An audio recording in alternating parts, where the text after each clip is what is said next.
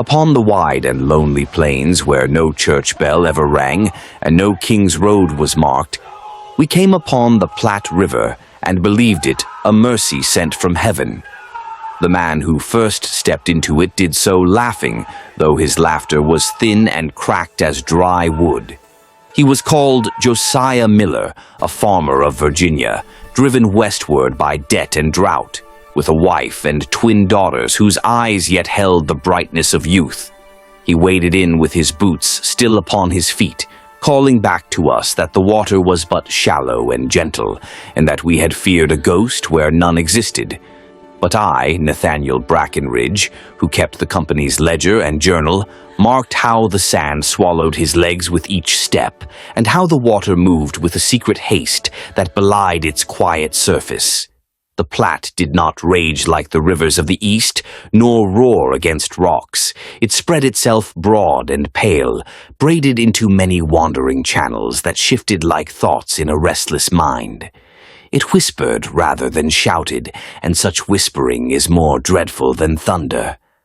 We were 32 souls when we reached that place, families from Pennsylvania and Virginia, a German carpenter named Heinrich Vogel, 2 trappers from Kentucky, 3 hired hands, and the Reverend Silas Hartwell, a stern Puritan minister who believed God had granted us dominion over all lands, even those yet unnamed upon any map.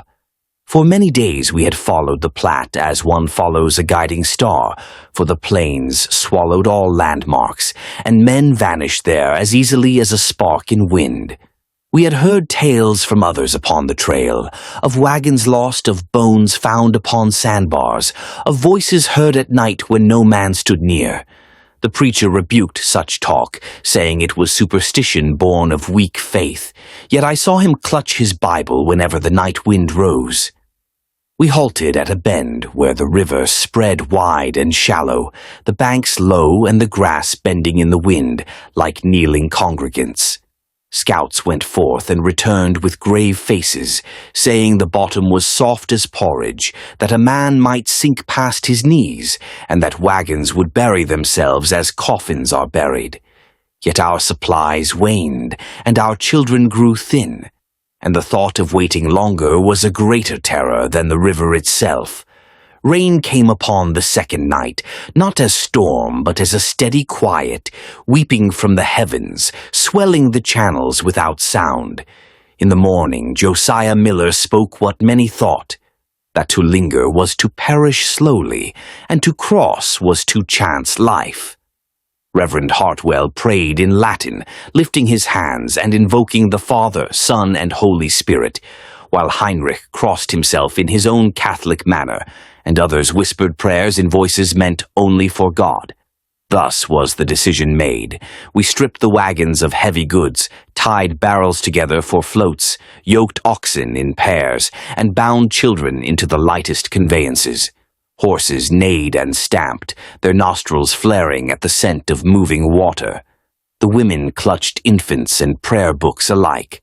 The sky was pale and veiled, and the birds were strangely absent, as if they too had forsaken the place. Josiah stepped first, and the river took him to the knee, then the thigh. The first wagon followed, wheels sinking deep, men pushing and shouting until the oxen lurched forward with a sound like the earth sucking breath. Soon the river was filled with wagons and men and prayers. Then little Sarah Miller, one of the twins, slipped from her father's shoulders when the current caught him. He vanished, rose sputtering, and cried her name. She did not rise again. Her mother's scream was a thing that haunted my sleep thereafter, for it was not a sound of grief alone, but of something in the world breaking beyond repair. Yet we pressed on. The river rose as if stirred by our presence. Sandbars collapsed, channels shifted, and wagons tilted and filled with water. A horse broke its leg in a hidden hole and thrashed until shot by its master, the report echoing across the plains like Judgment Day. Heinrich Vogel's wagon sank and tipped, and I saw his wife vanish beneath the muddy water with their child in her arms. His hand slipped from the wagon rail, and he too was taken. Men shouted that the river was cursed, that spirits dwelt within it, that it remembered older peoples who had walked its banks before us. Some tried to retreat, but the current seized them. Jacob Turner vanished without a cry, his hat floating away like a ghost. Reverend Hartwell stood upon a sandbar with water to his waist, shouting scripture into the wind. Yet his voice shook as if his faith had found its first doubt. At the center channel, the current ran swift and deep, unseen yet powerful. Josiah Miller lost his footing again, his wife clinging to him with their remaining daughter bound to her breast. They were torn apart and swept away, their cries swallowed by the water. Others followed, dragged into the same hidden vein of the river, disappearing one by one as though erased from the world. Our migration became a drowning field. I crossed upon a plank tied to barrels, pushing with a pole. The current seized me and spun me, showing me wagons overturning and men vanishing, until at last I struck a sandbar and crawled upon it like a newborn, coughing water and mud. My journal, wrapped in oilcloth, remained with me by God's strange mercy. By sunset, only 12 of us stood upon the western bank. 32 had entered the river. We built no fire that night. We sat in silence upon the grass, soaked and shaking, staring at the Platte as it flowed quietly, indifferent to the names it had taken. Stars rose over the plains, cold and uncaring. Some swore they heard voices upon the water. Others claimed to see lanterns moving upon the far bank, where no living soul remained. Reverend Hartwell prayed until his voice failed, and I wrote by candlelight with a hand stiff from cold and grief. I wrote that the river was not a thing of water only, but of memory, and that it remembered all who entered. And now, as I set down these words for those who shall come after, I beg thee, gentle reader and hearer of these accounts, do not let such tales fall into the dust as so many bones upon the plains. Please subscribe, like, share, and comment. Speak of them, carry them onward, and give ear to these forgotten chronicles, that the dead may not vanish twice, once in water, and again in silence. We remained upon the western bank for 3 days, yet none of us truly rested, for sleep would not come where grief kept vigil. The river flowed as though it had not tasted blood, sliding past us with the same pale quiet it had worn when first we beheld it. It glimmered beneath the sun by day and reflected the stars by night, a mirror that refused to confess what it had taken. The banks gave no sign of struggle, no broken branches, no scattered bones, only the smooth deceit of sand and grass, as if God himself had drawn a veil. Of the 32 who had set foot upon its edge, only 12 remained. Myself, Reverend Hartwell, Thomas Calder, the trapper, young Elias Boyd, a hired hand, Widow Mercer, who had lost husband and son alike, 2 brothers named Ashcroft, and 4 children who stared across the water as though their eyes sought faces that would never rise again. We spoke little, for words seemed blasphemous in such a place. When we did speak, it was in whispers, as though the river might overhear and take offense. On the first night, Widow Mercer began to laugh. She sat upon the damp grass, her skirts muddy, her hair unbound, and she laughed at nothing. When I asked her if she were in pain, she said, "Nay, Master Brackenridge, I am relieved. My William was ever fearful of water. Now he hath crossed the greatest river of all." Then she laughed again, and I turned away, for her eyes did not move when she spoke. On the second night, Elias Boyd swore he heard his mother calling from the far bank. He stood and walked toward the water, until Thomas seized him by the coat and dragged him back. The boy wept, saying she had promised to wait for him in heaven, yet her voice came from the river, not the sky. Reverend Hartwell preached against such imaginings, quoting scripture until his voice broke, but when the wind carried certain sounds across the reeds, he too fell silent. We searched for bodies. We walked the banks for miles, poking the sand with poles, calling names into the empty air. We found nothing but a bonnet, a child's shoe, and a Bible that had belonged to Heinrich Vogel's wife, its pages swollen and its ink blurred into unreadable ghosts. No corpses rose, no bones washed ashore. It was as if the Platte had consumed flesh and memory alike. On the fourth day, we encountered natives. They came upon us silently, 3 men and a youth, mounted upon lean horses, their faces marked with paint. Thomas raised his rifle, but I motioned him down, for they did not appear hostile, and we were in no condition to make enemies.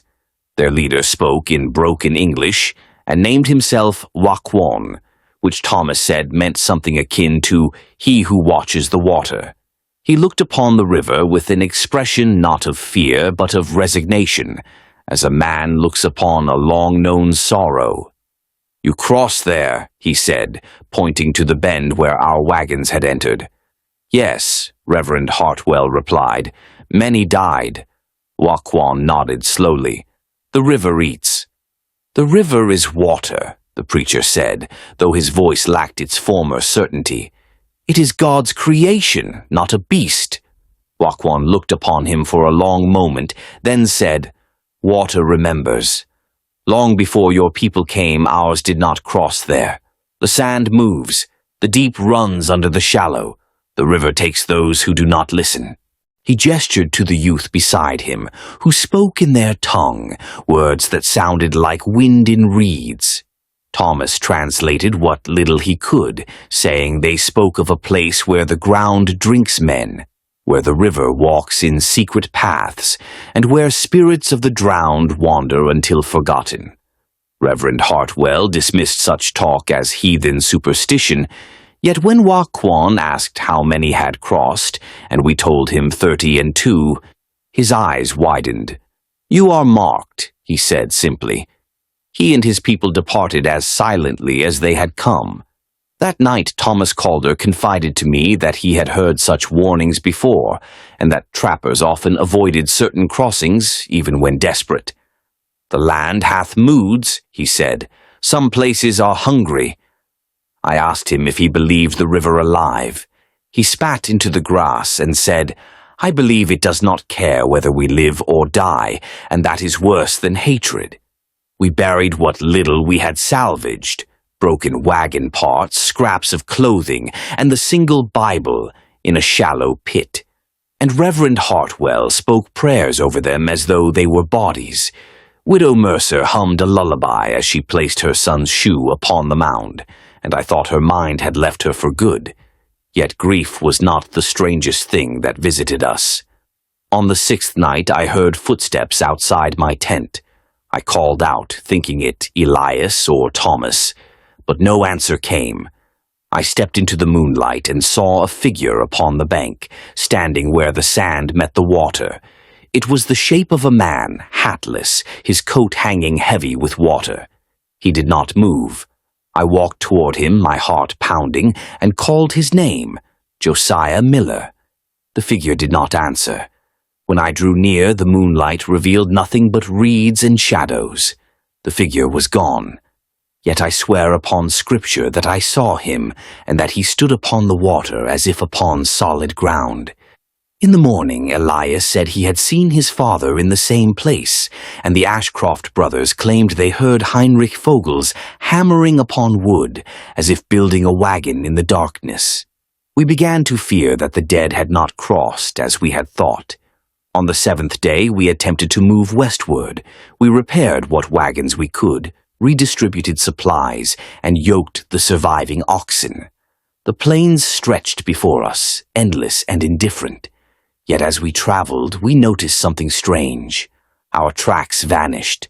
Where our wagons passed, the grass bent and then rose again. Where our feet trod, the soil seemed to swallow our marks within hours. It was as though the land did not wish to remember us. At noon, we encountered a solitary mound upon the prairie, upon which stood a single wooden stake. Carved upon it were words in a hand not unlike mine. "The river takes what is owed." We knew not who had written it, nor when. No other travelers had been seen for days. Reverend Hartwell called it a temptation of the devil and ordered the stake burned, yet I could not shake the thought that someone had passed this way before us and left warning. That night, Widow Mercer vanished. She had sat by the fire humming, her eyes fixed upon the darkness. When we turned, she was gone. We searched the grass and called her name, but found no tracks, no sign of struggle. Only her shawl lay near the riverbank, damp as if dipped in water. Thomas said she had walked willingly, perhaps to join her husband and son. Yet I recalled how Wagons had said we were marked. On the 9th night, Reverend Hartwell confessed his doubts to me. He sat beside the dying fire, his Bible upon his lap, and said, "Nathaniel, I have preached that God is master of all lands. Yet I begin to think there are places where man was not meant to dwell, and rivers that were not meant to be crossed." I asked him if he believed the river cursed. He looked toward the darkness and whispered, "I believe we have trespassed upon something older than our faith." Thus did the survivors of the crossing carry with them not only grief, but a growing dread that the Platte had not finished with us, and that those it took might yet walk behind us upon the plains, unseen but not forgotten. And I, who set down these words, began to wonder whether our crossing had ended, or whether we were still within the river's grasp, though we walked upon dry land. We traveled westward as men travel in dreams, not knowing whether the ground beneath us was firm or merely another deceitful skin laid upon deeper waters. The plains offered no comfort. The grass rolled like a green sea beneath a sky that seemed too vast for mercy. Each dawn we rose with stiff limbs and quieter hearts, and each dusk we laid ourselves down with the dread that sleep might carry us back to the river. The children ceased to ask for their mothers and fathers. They stared ahead with eyes that had aged beyond their years, as though they had seen something that would never release them. Elias Boyd began to write names upon scraps of paper and bury them in the soil at night, whispering that if the earth remembered the dead, then the dead might forgive the living. Reverend Hartwell preached less and listened more. His prayers grew shorter, his silences longer. Once, as we camped beside a shallow creek, he confessed that he no longer knew whether God's hand guided us or whether we walked by our own stubbornness into judgment. On the 12th day after the crossing, we encountered another wagon train. They came from the east, 10 wagons, dust-streaked and hopeful, their oxen thin but their spirits unbroken. When they saw us, they hailed us with shouts of joy, for the plains are lonely, and any human face is a blessing. Their leader was a man named Captain Horace Linwood, a former militia officer from Maryland, proud and orderly. He asked us of the river, and we told him what we could bear to speak. He listened with furrowed brow and said, "We heard rumor of a party lost, but no proof was found. Scouts reported no wreckage, no graves, no bones. Some thought the tale exaggerated." At this, Thomas Calder laughed without mirth. "Go and look," he said. "The river keeps its own counsel." Linwood sent 2 men back with us to the crossing to see the place with their own eyes. We walked 2 days eastward, and the plains gave no sign that death had passed there. The grass stood tall, the banks smooth, the sand unbroken. Only a single broken wheel lay half-buried, and a child's shoe that had not yet rotted. Linwood's men looked upon the river and shook their heads. "If 30 souls died here," one said, "the river hath swallowed not only bodies, but truth itself." That night, as we camped near the bend, we heard voices, not cries of pain, nor the wails of grief that memory conjures, but calm voices, speaking as though in ordinary conversation. I heard Josiah Miller's voice, clear as if he stood beside me, speaking of crops and land, of fields beyond the horizon. I heard Heinrich Vogel muttering in German, counting boards and nails as he had done when building wagons. I heard a child laugh. Linwood's men heard them too. One of them, a young fellow named Amos, walked toward the water as if drawn by a cord. He waded in up to his waist, calling to someone unseen. We dragged him back, and he collapsed upon the sand, sobbing, saying his mother stood upon the far bank and beckoned him to come home. Linwood ordered his men away at dawn, saying the place was bewitched, and that no good could come of lingering. Before leaving, he warned us that rumors of vanished parties spread quickly, and that some would call us liars, others cowards, and others madmen. Truth dies easily upon the frontier, he said. There are too few witnesses and too much land to swallow memory. We returned westward with heavier hearts. As we traveled, we began to notice wagons in the distance that vanished when approached, and smoke rising from camps that were never found.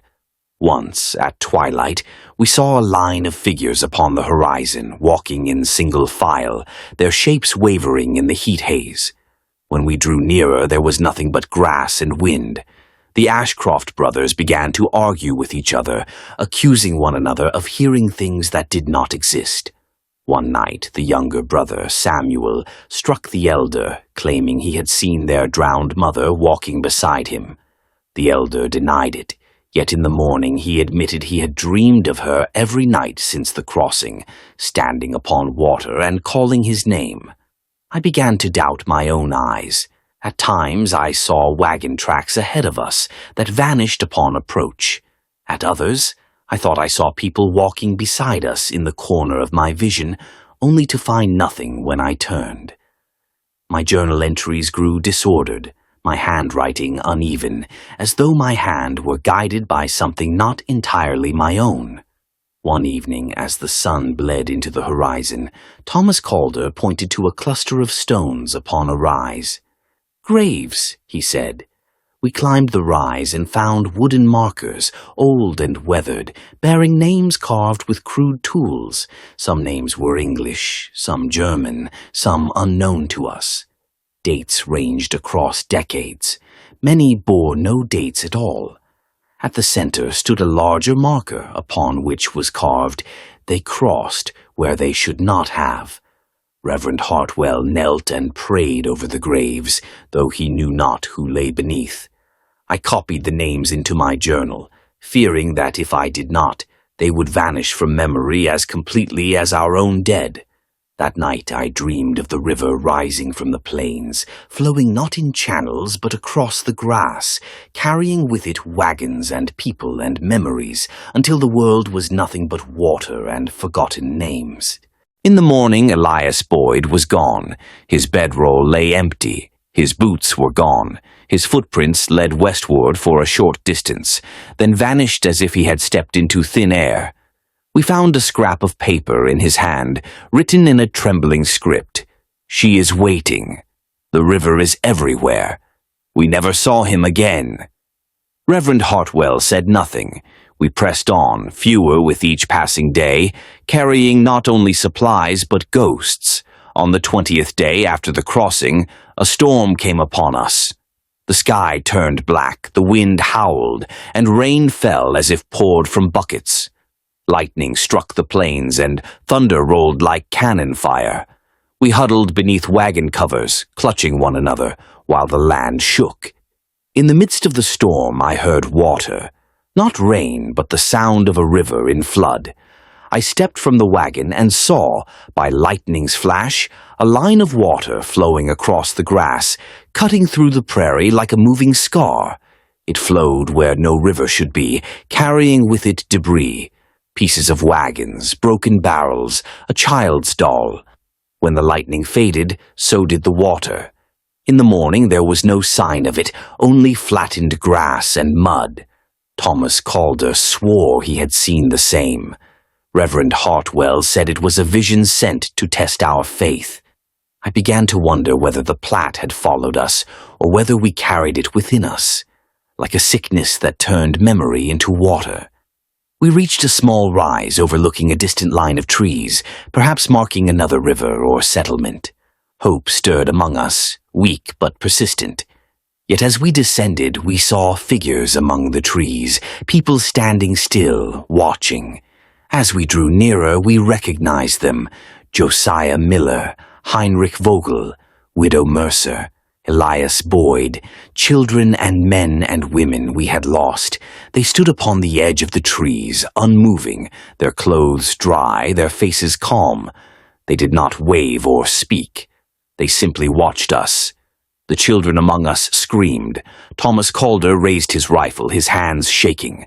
Reverend Hartwell fell to his knees. I walked forward alone, my heart hammering, and called out to them. They did not answer. When I reached the trees, they were gone. The air was still. No footprints marked the soil. No sound remained. Only the wind moved through the branches, whispering like water. I returned to the wagons, and none spoke of what we had seen. Yet each night thereafter we felt watched. Thus did the survivors of the crossing become haunted by the living memory of the dead. And thus did the plains teach us that some decisions are not crossed and left behind, but carried forever like a river within the soul. We went on, yet I cannot say with certainty how many days passed, for time itself seemed to loosen its grip upon us, as if the crossing had not merely carried away our dead, but unmoored us from the common reckoning of hours and seasons.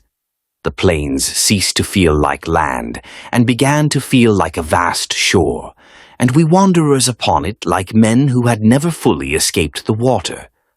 Of the 12 who first survived, only 7 now remained.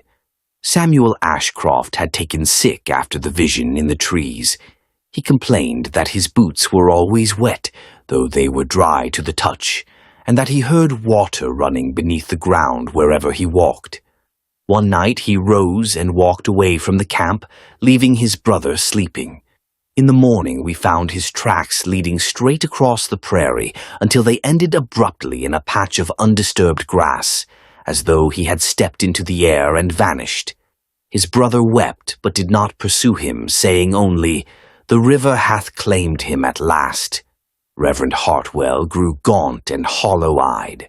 He spoke often of Job and of trials sent by God, yet his sermons turned in circles, repeating the same verses as if he feared to stray into new thought. Once, when Thomas Calder asked him whether the dead might walk among us, he answered, "I know not whether they walk, but I know they are not at rest." As for myself, my journal became both refuge and torment. I wrote incessantly, fearing that if I did not, the world would slip from memory as our companions had slipped from the river. Yet I found entries in my own hand that I did not recall writing, sentences describing events I had not witnessed, names of people I did not remember meeting, dates that did not align with my reckoning. I began to suspect that memory itself had become porous, like the riverbed that swallowed men. One evening, as we camped near a low ridge, Thomas Calder discovered an old wagon track crossing our path. It was faint, half swallowed by grass, but unmistakable. We followed it and found the remains of a camp, a rusted pot, a broken wheel, and a rotted canvas cover. Nearby lay a shallow pit with stones arranged in a rough circle.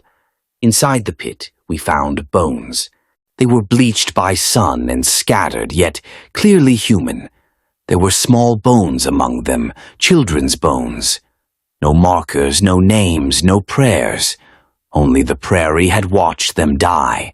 Reverend Hartwell knelt and prayed, but his voice faltered. Thomas Calder muttered that this was another party that had crossed where they should not have, and that the plains were full of such graves, forgotten because no one returned to speak of them. As night fell, the wind rose, and I thought I heard footsteps circling the camp. I stepped out with a lantern and saw shadows moving among the grass. When I raised the lantern higher, the shadows resolved into figures, men, women, children, standing just beyond the light. They did not approach, nor did they flee. They watched. I called out, but my voice sounded thin and distant, as if spoken underwater. The figures remained, their faces indistinct, their forms wavering like reflections upon rippled water. When I stepped forward, they receded, always just beyond the lantern's reach. At last I stumbled and dropped the lantern, and when I lifted it again, they were gone. In the morning, I found footprints around the camp. They were not ours. We began to quarrel among ourselves. Thomas accused the Ashcroft brother of madness. Reverend Hartwell accused Thomas of tempting fate with heathen notions. And Widow Mercer's absence weighed upon us like a wound that would not close. Each man suspected the others of losing reason, yet none could say with certainty that his own mind remained whole. We reached a small stream, clear and cold, and drank greedily. As I knelt, I saw our reflections in the water. For a moment I thought I saw more faces than there were men beside me. Faces of those lost, Josiah, Heinrich, the children, hovering just behind our own, their eyes fixed upon us. I blinked, and they were gone. That night, Reverend Hartwell confessed that he feared the crossing had not ended where the river ended. "We stepped into that water," he said, "and something stepped into us. We carry it still." Thomas Calder said that some trappers believe certain places were thin, where the world was not firmly stitched, and that men who passed through carried a piece of that thinness with them. "Maybe the river tore a hole in us," he said, "and the dead walk through that hole." On the following day we encountered an old man. He sat upon a rock, alone upon the prairie, with a mule grazing nearby. His beard was white, his face lined as old leather, and his eyes sharp. He said his name was Isaac Turner, and that he had been upon the plains longer than he cared to count. When we told him of the crossing, he nodded slowly. "Aye," he said, "that bend hath claimed many. I was there once, years ago. Another party tried to ford. They lost half their number. The rest spoke of voices and walking dead. Some turned back, some went mad, some vanished. I asked him if he believed the dead walked. He spat and said, 'I believe grief walks, and it wears the faces of the lost, but I also believe this land keeps what it takes. Bones sink into sand, names sink into memory, and both are hard to dig up.' He warned us to move on and not linger in such places, for lingering gave memory time to harden into something dangerous. We thanked him and went on, yet his words gave me no comfort. On the 31st day after the crossing, we came upon a lone tree standing upon a rise, its branches twisted by wind. Beneath it lay a pile of stones, and upon the stones were carved names, 32 names, including those of our lost companions. The carvings were fresh. I recognized my own hand in the letters. I swore I had not carved them. Reverend Hartwell said this was a sign that the dead had been marked in heaven, but Thomas Calder said it was a warning that the dead had been marked elsewhere. We stood in silence, reading the names, and each name felt like a weight upon the soul. That night I dreamed of the Platte River flowing backward, carrying the drowned back to the crossing. They stepped out of the water and walked toward us across the plains, their feet leaving wet tracks upon dry grass. They did not speak, but their eyes accused us. I woke with tears upon my face and found Thomas Calder sitting awake, staring into the darkness. "They are not done with us," he said. I did not ask who he meant. Thus did we approach the edge of what remained of reason, and thus did the crossing continue to follow us, as if the river had stretched its invisible channels across the plains and through our very thoughts, carrying us toward an end we could not yet see. The farther we went, the more the world seemed to forget us. The plains stretched endless and indifferent, yet the sky above grew low, as though pressing down upon our heads. The wind carried no scent of forest nor promise of settlement, only the dry taste of dust and the memory of water. We spoke less with each passing day, for language itself felt thin, and thoughts wandered like loose cattle upon an open range. Of the 7 who remained after the graves upon the ridge, only 5 now walked.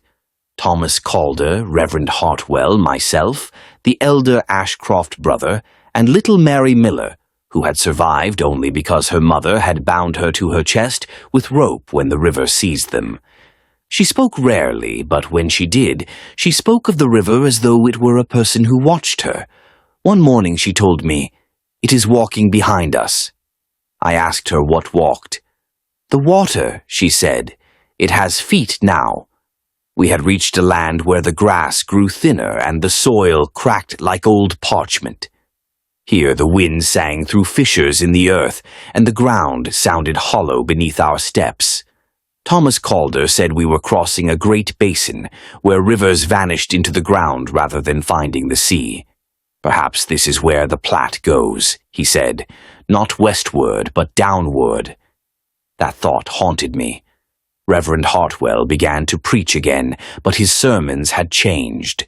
No longer did he speak of dominion and promised land. He spoke of wandering Israelites, of deserts and trials, of men who sought Canaan and found only dust. He prayed in Latin at dawn and dusk, his voice cracking upon certain words, as though God listened less than before. One evening, as the sun set red upon the horizon, the Ashcroft brother halted his wagon and refused to go further. He sat upon the ground and said, "I hear Samuel beneath the earth. He is knocking." We listened, but heard only wind. He pressed his ear to the soil and began to weep. "He says the river is below us, and it is full of people walking in darkness." Thomas Calder tried to lift him, but the man would not rise. At last he lay down upon the earth, as if embracing it, and said, "I will wait until he comes." In the morning he was gone. We found no tracks, no sign of struggle. Only a shallow depression in the soil where he had lain, as if the ground had accepted him. Thus were we reduced to 4. We traveled on in silence, for what words could hold meaning after so much erasure? On the 53rd day after the crossing, we found a ruined settlement. It lay upon a low rise beside a dry creek bed. 3 cabins stood, their logs gray and split, their roofs fallen in. A small corral held the bones of cattle. A well stood at the center, its bucket rotted and rope frayed. We approached with caution, for abandoned places upon the frontier often hold death's echo. Inside one cabin we found furniture overturned, dishes broken, and writing upon the walls in charcoal. I copied the words into my journal. We crossed where they said not to. The water took some, the land took the rest. In another cabin we found a journal, its pages brittle. It told of a party that had crossed the Platte years before, losing many and settling here with the survivors. The writer spoke of hearing voices in the creek, of seeing figures walking across the fields at dusk, of children who spoke to unseen companions. The final entry read, "We have not left the river. It has only widened. There were no graves. We slept in the cabins, though uneasily. That night, Mary Miller woke screaming, saying the walls were wet. I touched them and found them dry, yet I thought I smelled river mud. Thomas Calder dreamed of drowning and woke with water in his mouth, though none was near. Reverend Hartwell prayed until his voice gave out. In the morning, the well was full. It had been dry the day before. Now it brimmed with water, clear and still. Thomas lowered a bucket and drew water, and when he lifted it, we saw reflections in its surface, faces not our own. He dropped the bucket and the water rippled, erasing them. Reverend Hartwell declared the place cursed and urged us onward. We left the settlement, but I carried the journal with me, fearing it would vanish if left behind. Days passed, and the land grew stranger. We found dry riverbeds that whispered at night, sand that shifted beneath our feet, and patches of ground that trembled as though water flowed beneath. At last, Thomas Calder halted and said, "We are walking upon the river." I asked what he meant. "The Platte did not stop at its banks," he said. "It spreads beneath the plains. We crossed it once, but now we walk upon its veins." Reverend Hartwell fell to his knees and confessed that he no longer knew whether we walked upon land or memory. On the 61st day after the crossing, a storm came.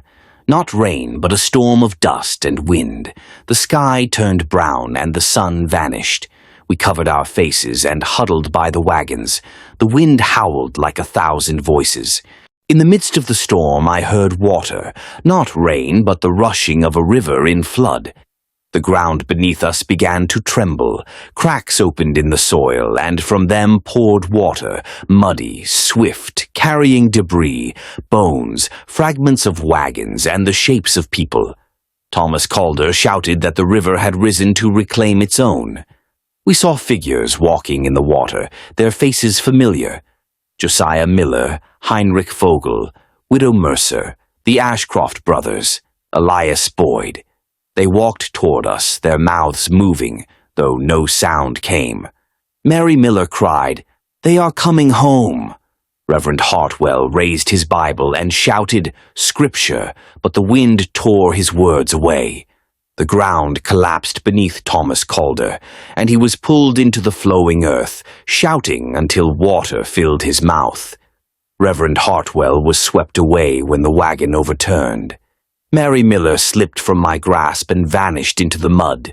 I clung to a broken wheel and felt the world dissolve into water and darkness. When I awoke, the storm had passed. The plains lay silent. No sign of flood remained save flattened grass and scattered debris. I was alone. Of my companions, no trace remained. I wandered for days, half mad, until I reached a trading post near the Missouri. There I collapsed, and traders found me wandering and took me in. They listened to my tale and called it delirium. They said no such flood had occurred, no such river had risen upon the plains. They said the Platte lay far east, and no water could have followed me so. Yet I carried my journal, and within it were names, places, and the journal from the ruined settlement. Years later, I settled in a small town along the Ohio, married, and had children. Yet I never forgot the crossing, nor the feeling that the river had followed me. Before my death, I hid this journal beneath the floorboards of my house, fearing that if I spoke of it, men would call me mad, and the dead would vanish again. In the year 1837, my grandson, Elias Brackenridge, found this journal while repairing the old house. He carried it westward, seeking the truth of his grandfather's tale. He traveled to the Platte River and spoke with trappers, natives, and settlers. Some laughed, some listened. An old Pawnee man told him that certain crossings were avoided, and that parties who crossed there were said to vanish, their bones swallowed by sand and water alike. A trapper told him that voices were sometimes heard at night near certain bends of the Platte, and that no graves were ever found. Elias Brackenridge wrote in his own hand, "Whether my grandsire's tale be truth or madness, I cannot say. Yet I stood upon the Platte at dusk and thought I heard names spoken by the wind. If this be a legend, then it was born of many deaths and fewer witnesses." He sealed the journal and gave it to a librarian in St. Louis, where it remained uncatalogued until rediscovered decades later, its pages yellowed and its story dismissed as frontier delirium. Thus did the crossing that failed become a tale half believed and mostly forgotten, as so many frontier truths were lost, not to fire or flood, but to silence. The Platte River was one of the most dangerous obstacles for westward migrants in the 18th and 19th centuries. Its wide braided channels, shifting sandbars, and deceptively swift currents caused wagons, livestock, and people to drown regularly. Many deaths went unrecorded, and entire parties could vanish with little trace. While this story is fictional, it reflects real frontier dangers and how legends could arise from poorly documented tragedies.